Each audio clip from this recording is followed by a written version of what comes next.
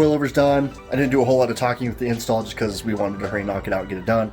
It was super easy. You guys have seen coilover installs on my channel before with the BMW, with the Supra, so now the Mini Cooper, and they ride great. So a little bit of a follow-up. It's been a couple weeks now since we last did that video, and Eric, the owner of the Mini Cooper, is pretty happy with the coilovers. They, like I said, they run great, they feel great. The only thing that we would suggest on the coilover install on the rears on the Mini Cooper specifically is you do need to reuse your rear top hats. We did find that Evilenergy did put some like weird spacers on there, and those do not work with the Mini Cooper, so we had to take the top hats off of the factory ones, put those on the new coilovers because they use like a weird little 2-bolt kind of setup thing, and you will need those. The other downfall with the coilovers and the there's like 32 weight dampening on those. You can't easily get to the dampen control on the rear because they're up inside the frame. So if you want to adjust that, you do have to pull the coilover down to set the dampening on that.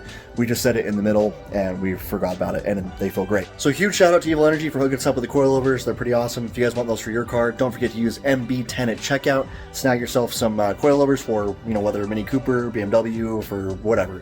Save yourself money, helps us, helps you, helps them.